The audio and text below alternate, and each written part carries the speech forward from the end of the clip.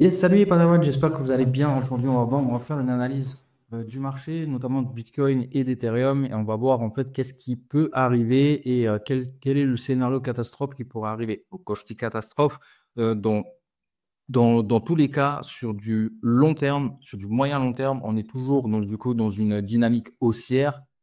On est toujours dans une dynamique haussière, donc on pourrait voir ça, mais à court terme, il y a des opportunités qui peuvent être créées par rapport à un scénario catastrophe qui pourrait arriver. Donc, et pourquoi? La question, c'est pourquoi ça pourrait arriver. De un, parce que ici, on a une structure de correction qui est en train de se faire par rapport au plus haut qui a été fait. Donc, du coup, la semaine du 21 janvier, pardon, du 21 janvier. Et depuis là, en fait, on a une correction qui est en train de se faire. Donc là, ça fait 3 semaines que ça baisse en soi et qu'on n'a pas de nouveaux entrants, en fait, sur le marché. Donc ça, c'est en fait cette courbe blanche, c'est l'ajout en fait de liquidité en USDT, USDC et DAI sur le marché crypto. Et là, pour l'instant, on est en stagnation.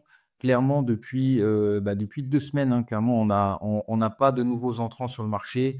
Et bah, ça, en général, comme il s'est passé ici, en général, quand on a une stagnation comme ça, c'est pour du coup aller corriger, aller chercher des liquidités plus basses pour ensuite remonter au niveau de cette courbe-là. Donc ça, c'est en soi, c'est le scénario normal qui pourrait se passer. Donc si ne vous étonnez pas que Bitcoin remonte au niveau des 106 000, mais derrière, c'est pour mieux redescendre. Donc, clairement, quand il arrivera dans cette zone FIBO, ce qu'on attend, donc du coup, c'est un plus bas pour minimum venir casser ce bas-là. OK? Pour minimum venir casser ce bas-là. Et le scénario catastrophe qu'on peut voir, en fait, c'est ce scénario-là. Donc, en soi, c'est la même chose pour le A. Ensuite, on a un B qui peut revenir ici, mais par contre, un C qui peut venir chercher beaucoup plus bas. Pourquoi? Parce que si vous ne l'avez pas remarqué, on est sur du coup le graphique du Bitcoin CME futur. Donc, qu'est-ce que c'est? C'est tout simplement des contrats futurs, en fait, des options qu'on peut poser sur Bitcoin pour justement pouvoir. euh, en général, ceux qui font ça, c'est des institutionnels qui posent en fait des options là-dessus. Et bah, ces options, en fait, sont cotées en bourse et et sont fermées, en fait, le week-end. Ok. Donc, c'est pour ça qu'on a énormément de gaps, en fait, qui se créent parce que bah, là, je vais le mettre en daily, vous allez mieux le voir. Ici, hop. Ici, ça, c'était cette bougie-là, c'était le vendredi, du coup, et ça, c'est la bougie du lundi. Donc, dans le week-end, bah, nous, on peut acheter des cryptos, peu importe le jour, en fait, au final.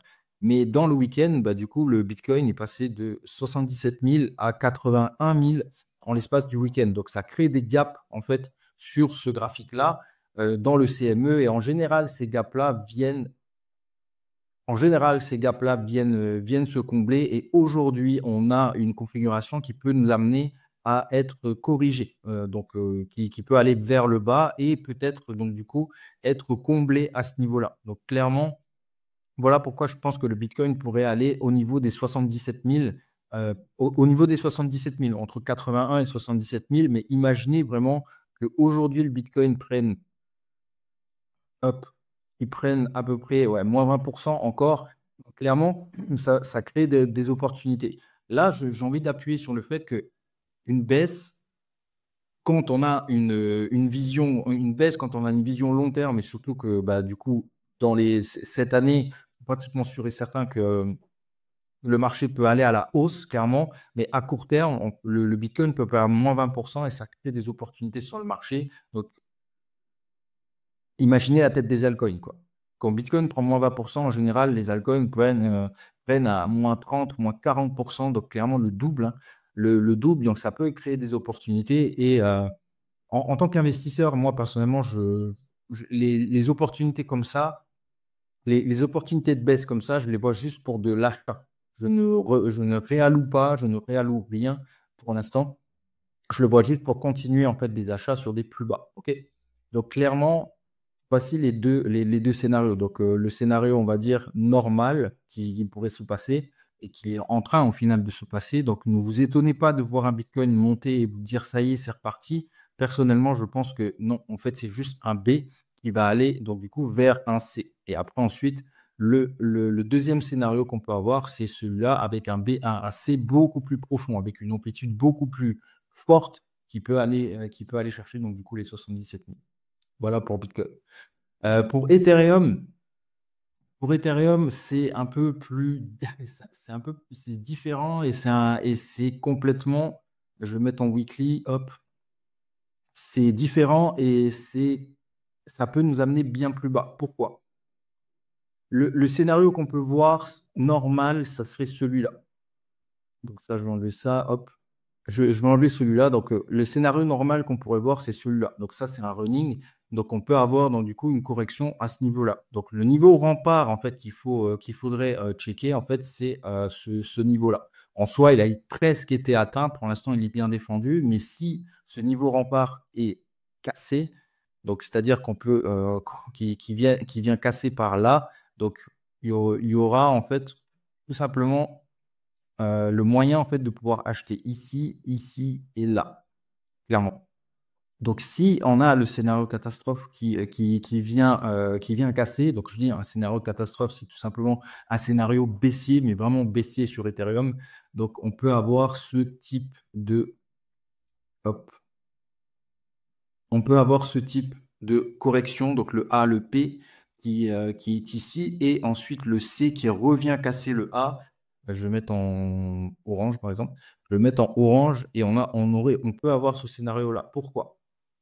Encore une fois, mais parce qu'en fait, une structure, elle est viable en fait tant que le plus haut, dans ce cas-là, on est dans un cadre haussier. Donc, du coup, tant que le plus haut n'est pas cassé, on est toujours dans une structure de correction.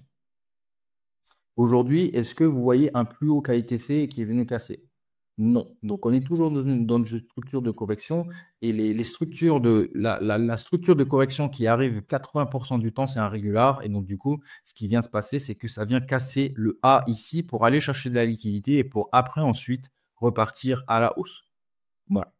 Donc, le scénario pour l'instant est tel qu'il est. Et par contre, Ethereum, lui, à l'heure d'aujourd'hui, il peut perdre jusqu'à 66% de sa valeur. Donc, voilà pourquoi c'est plus pour Ethereum le niveau catastrophe. Donc, clairement, si Ethereum perd moins 66%, imaginez vraiment la tête des altcoins et de tout l'écosystème Ethereum. Donc, ça peut vraiment créer énormément d'opportunités.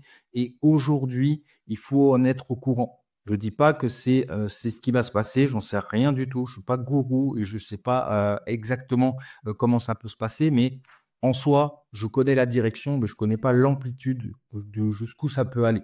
Pour l'instant, on est dans une phase de correction, donc on peut aller vers les plus bas.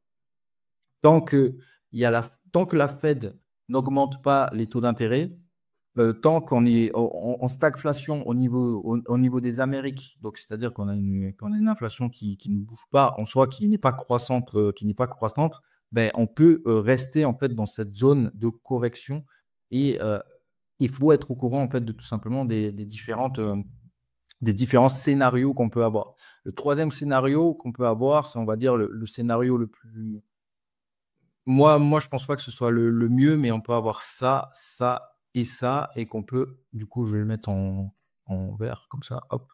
On peut avoir ce scénario-là en vert. Je vais le décaler un peu. Hop. On peut avoir ce scénario-là en vert, et donc, du coup, voir un rebond magnifique sur Ethereum qui vient casser son plus haut. Une fois qu'il aura cassé son plus haut, là, le scénario bleu et le scénario orange